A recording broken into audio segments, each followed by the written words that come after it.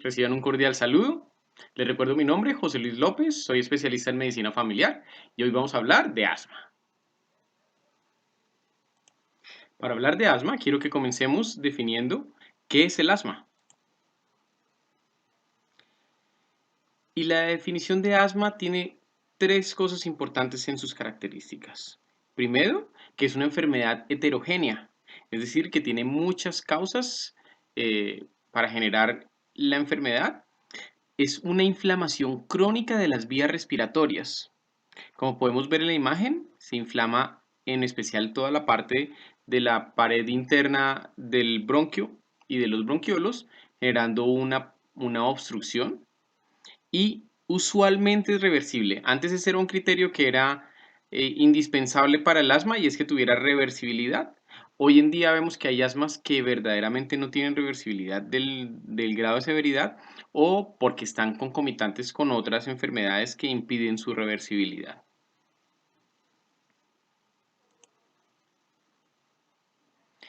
¿Y cómo hacemos el diagnóstico de asma? Primero, con una parte clínica, teniendo antecedentes de síntomas respiratorios tales como respiración sibilante, falta de aire, opresión en el pecho y tos, que varían con el tiempo y en intensidad. Y en segundo lugar, una limitación variable del flujo del aire respiratorio. Estos síntomas respiratorios es muy importante que los tengamos presentes, porque son los que nos van a indicar las crisis de asma cuando son en momentos leves, cuando está el paciente en su casa, lo que tenemos que evaluar es si ha tenido alguno de estos síntomas. Acuérdense de la parte de las sibilancias, la disnea, opresión en el pecho o tos.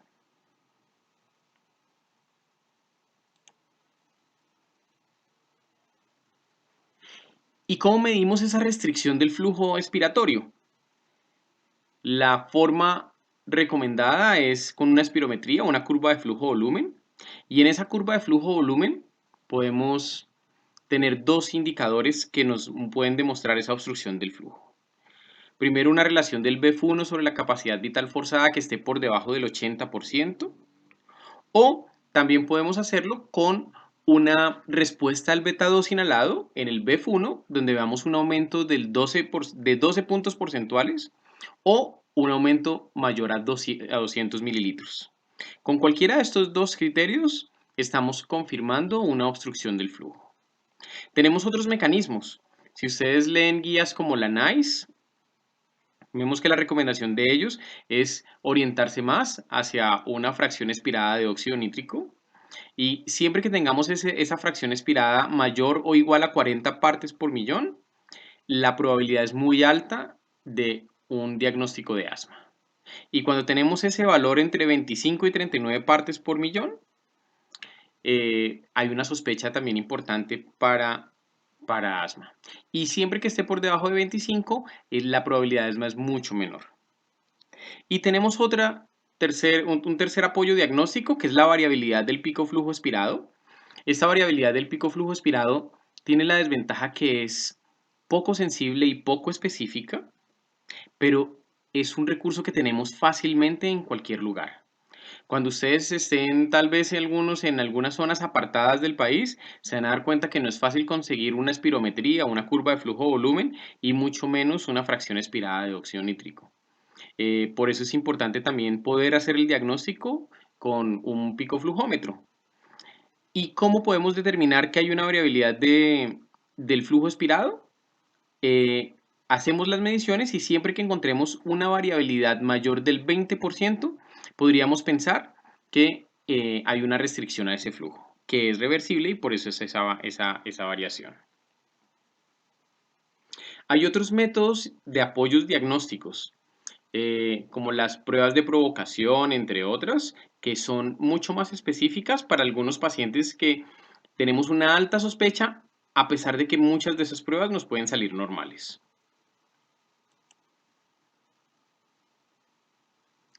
Una vez tenemos el diagnóstico, es importante la estratificación del riesgo. ¿De qué nos sirve la estratificación del riesgo? De poder identificar esos pacientes que tienen una alta probabilidad de complicarse. ¿Y cuáles son esos factores de riesgo que tenemos acá?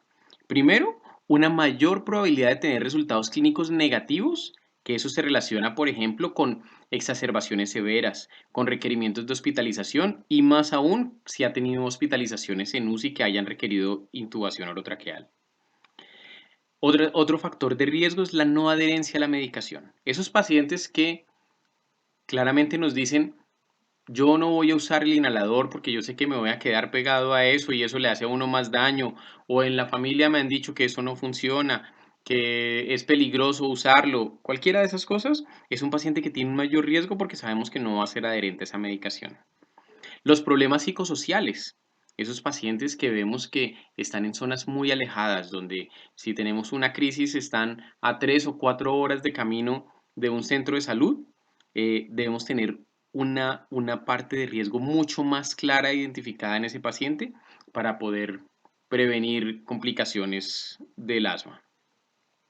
Y aquellos pacientes que tienen episodios repetitivos de atención no programada, es decir, esos pacientes que solamente acuden cuando están haciendo una crisis y nunca vamos a estar controlados. Eso quiere decir que ese paciente solamente va a utilizar los servicios y en el momento de la crisis y nunca sabremos cuándo esa crisis es lo suficientemente severa que le impida llegar a su sistema de salud. Por eso esos pacientes con episodios repetitivos de atención no programada debemos tenerlos como un factor de riesgo y ser como más exigentes en el seguimiento de ese paciente y en las recomendaciones que damos y ser más cautelosos en, en las recomendaciones y los autocuidados.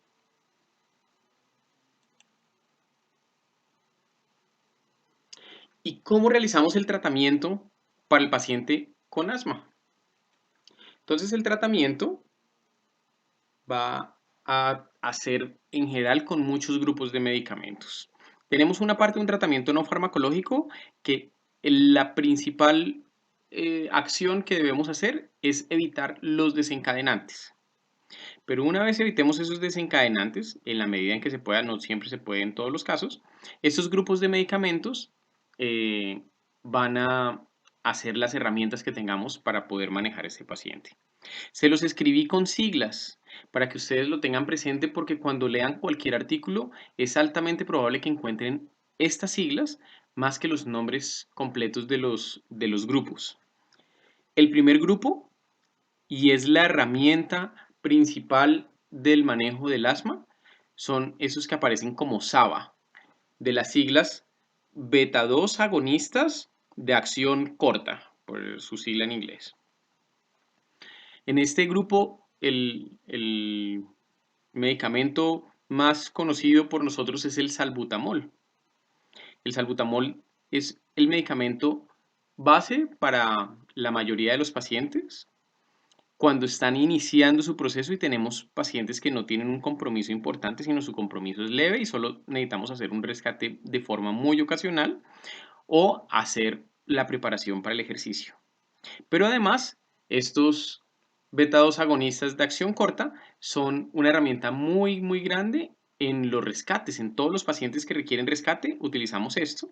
La única indicación para aquellos pacientes que no se realizaría rescate con beta 2 agonista de acción corta serían aquellos que están bajo la combinación de formoterol con budesonida, cuyo rescate se hace con el mismo medicamento. ¿Qué desventaja tienen los beta 2 agonistas de acción corta? Que, como su nombre lo indica, su acción es corta. Entonces tienen una vida media muy pequeña que hace que lo tengamos que usar muchas veces en el día.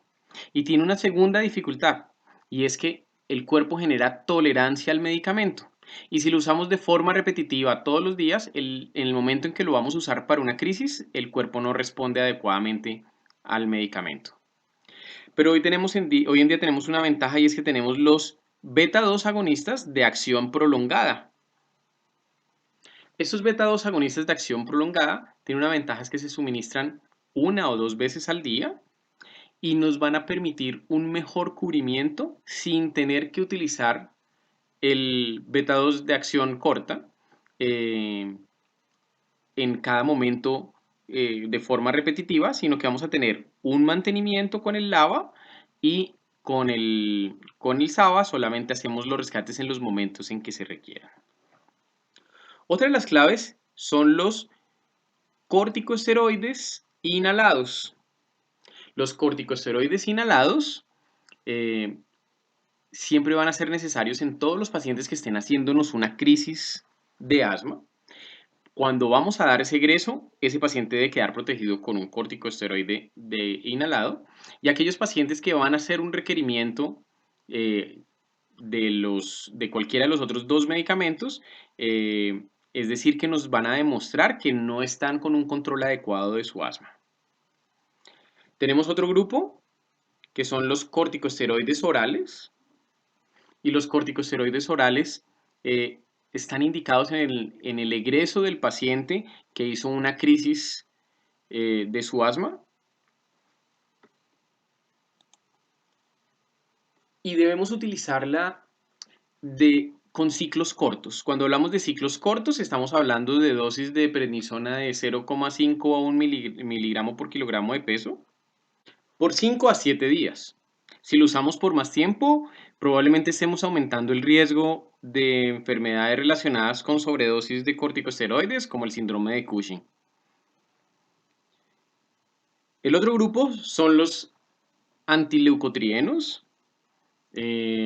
Solamente están indicados como un segundo escalón en el tratamiento del asma. Y tenemos que tener en cuenta hoy las recomendaciones y precauciones que hay frente a este medicamento, y es que en adolescentes y en adultos se vio un aumento en el riesgo de suicidio y de depresión relacionados con el uso directamente del medicamento. Fue significativa esa diferencia. Entonces, frente a esa recomendación debemos ser cautelosos en qué pacientes lo utilizamos. También contamos con los anticolinérgicos antagonistas muscarínicos de acción corta. En este caso tenemos el bromuro ipratropio como único representante de ese grupo en nuestro país, que por su efecto anticolinérgico tiene varios beneficios, pero en el caso del asma es también una segunda o tercera línea de manejo una vez hemos agotado otras opciones terapéuticas. Y también hay utilidad en algunos casos de los antagonistas muscarínicos de acción prolongada o anticolinérgicos de acción prolongada, que también en algunos casos pueden mostrar unos beneficios, pero como les digo, nunca dentro de una primera o segunda línea de manejo del asma. Tenemos unas terapias nuevas adicionalmente, muy poco utilizadas y cada vez pues podremos obtener mejores resultados como vamos viendo varios estudios de estos. Están las siglas también que encontramos acá, de inmunoterapia sublingual, cuando hay una identificación clara de los desencadenantes alergénicos del paciente. Esas inmunoterapias han mostrado muy buen resultado, y en otros casos los pacientes, por ejemplo, que tenemos niveles muy elevados de inmunoglobulina E o un alto nivel de eosinófilos, en algunas situaciones ya muy puntuales tenemos los anti-IgE, los anti-interleuquina 5, anti-interleuquina 5R y anti-interleuquina 4R. Sin embargo, estos también son de tercera línea de manejo cuando hemos agotado, al menos que ese paciente esté con corticoides inhalados, con un LABA y probablemente con alguna otra de las terapias, ya sea un antileucotrieno si está con indicación de eso y si no tenemos los riesgos, o con un anticolinérgico de acción prolongada.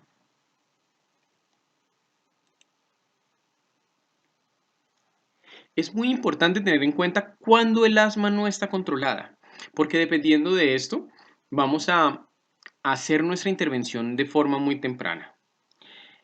Y hay 3 indicadores claramente identificados que nos muestran que un asma no está controlada. El primero es cuando tenemos 3 o más días de la semana con síntomas. Y cuando hablamos de síntomas son los mismos 4 síntomas que comentamos para el diagnóstico. Es decir, que el paciente tenga sibilancias, que tenga tos, opresión torácica o dificultad para respirar. Con cualquiera de esos 4 síntomas que se presente por 3 o más días de la semana, estamos hablando que ese asma no está controlada. El otro criterio es que tenga 3 o más días de la semana con requerimientos de un beta 2 agonista de acción corta. Es decir, que requiera rescates 3 o más días de la semana. Y el tercer criterio es 1 o más noches a la semana con un despertar por asma. Estos son independientes, es decir, con que se presente uno solo de estos criterios, se cumple la condición de que el asma no está controlada y tenemos que hacer una reintervención o una intervención temprana, una modificación de los medicamentos, de tal forma que ese paciente no nos haga crisis moderadas o severas. Esta presencia de síntomas, uno podría interpretarla como una crisis leve, digámoslo, para hacer la intervención necesaria que requiramos.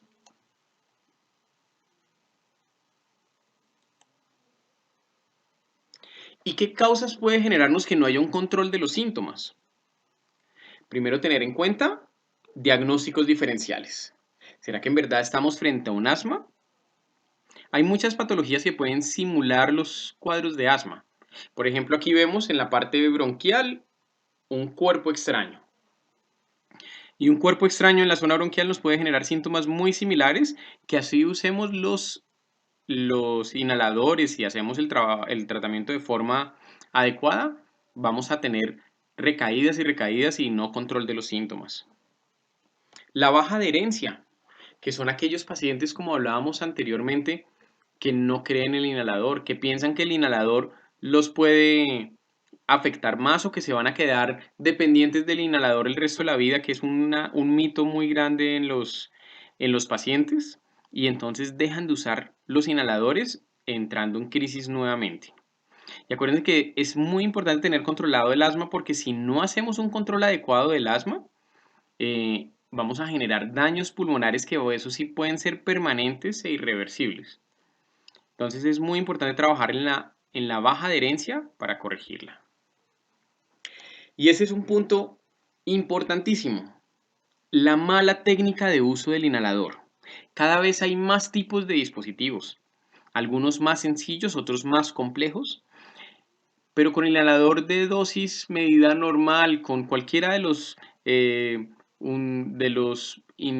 dispositivos, un turbo Haller, hay muchísimos tipos de estos dispositivos. Si no se utilizan de forma adecuada, no vamos a tener el medicamento o la dosis adecuada del medicamento en la zona de acción. Siempre verifiquen y enséñenle a su paciente cómo utilizar el inhalador. El otro punto es el tabaquismo, tanto activo como pasivo, que el estar de forma permanente expuesto al tabaquismo hace que la respuesta al tratamiento sea mucho más deficiente porque tenemos una exposición irritante de la parte bronquial que va a trastornar esa respuesta adecuada del tratamiento. Las exposiciones ocupacionales. El paciente que vemos ahí en la foto, que puede estar muy bien controlado la mayor parte del tiempo, utilizar los medicamentos de forma muy adherente, pero cada vez que utiliza la pulidora, si no tiene una buena protección, pues vamos a tener un factor que es altamente probable que nos desencadene una crisis de asma. Los factores psicosociales, tanto por lo que hablábamos anteriormente, que no puedan tener un acceso rápido a muchos de los medicamentos, que no tienen cómo comprarlos, que su sistema de seguridad no los está cubriendo, que en el pueblo se agotaron los inhaladores.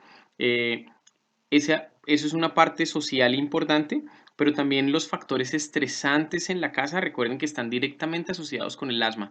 El asma expresa mucho esa carga emocional que pueden tener algunos niños o adultos en, dados con baja autoestima, que pueden estar relacionados o con maltrato, con ambientes estresantes y todo eso, pueden aumentar el riesgo de generar crisis asmáticas. Los factores ambientales. eh, Pacientes que uno los ve que viven en su pueblo, están siempre bien controladitos y eso, y vienen a Bogotá a tener una cita y por toda la parte de polución que existe en las vías y eso, hacen crisis cada vez que vienen a hacer su control. Entonces, tener presente que puede ser uno de los sensibilizantes que activen el asma o que no generen un buen control de los síntomas, algunos factores ambientales. Y finalmente están los factores estacionales. Aquí en Bogotá y pues aquí en Colombia no tenemos de forma importante estos factores estacionales, pero no sabemos dónde vamos a estar trabajando más adelante y tener presente que en la parte estacional hay dos momentos importantes. Uno, en la primavera, donde hay una floración importante y hay demasiado polen en el ambiente, o en el otoño, que la caída de las hojas también generan unas sustancias que pueden ser irritantes y también nos pueden generar una crisis en ese momento.